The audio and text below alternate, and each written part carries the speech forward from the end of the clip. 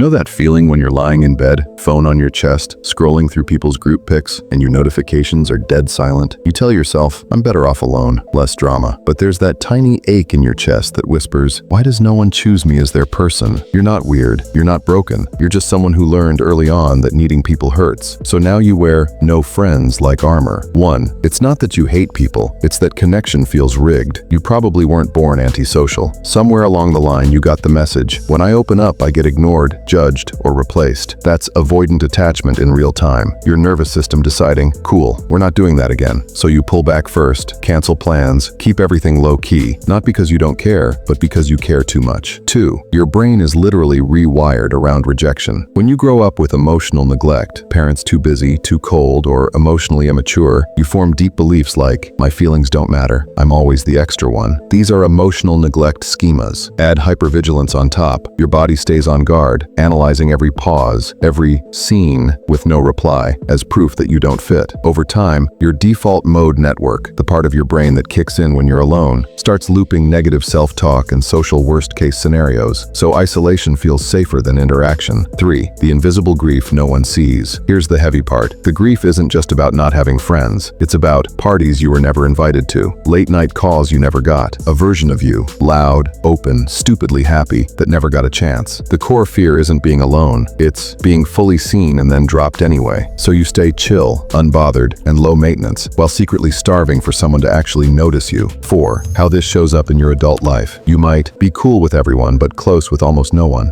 Dip from group chats when they start getting deeper. Overwork because tasks feel safer than people. Play therapist for others but never talk about your own mess. Overthink every text, then leave it in drafts. Call yourself independent while low-key craving just one safe person. These aren't personality flaws. They're coping mechanisms your younger self built to survive. Now they're just running on autopilot. 5. Unlearning survival mode and choosing softness. Healing doesn't mean forcing yourself to be the loudest extrovert in the room. It starts way smaller. Inner child reparenting. Talking to the younger you like, you were never too much. You were just too alone with your feelings. Shadow work. Admitting the jealousy, the loneliness, the anger, and seeing it as data, not proof you're broken. Nervous system regulation. Tiny social risks. Replying instead of ghosting. Staying 10 more minutes. Telling one person how you actually feel. Jung said, until you make the unconscious conscious, it will direct your life, and you will call it fate. Your no friends era is not fate. It's a script, and scripts can be rewritten. The goal is not to be fixed. The goal is to become whole. To be someone who can choose solitude without feeling sentenced to it. If this hit home, don't just scroll past. Hit like, drop a comment if this feels like your story, and subscribe so you don't have to unlearn this pattern alone.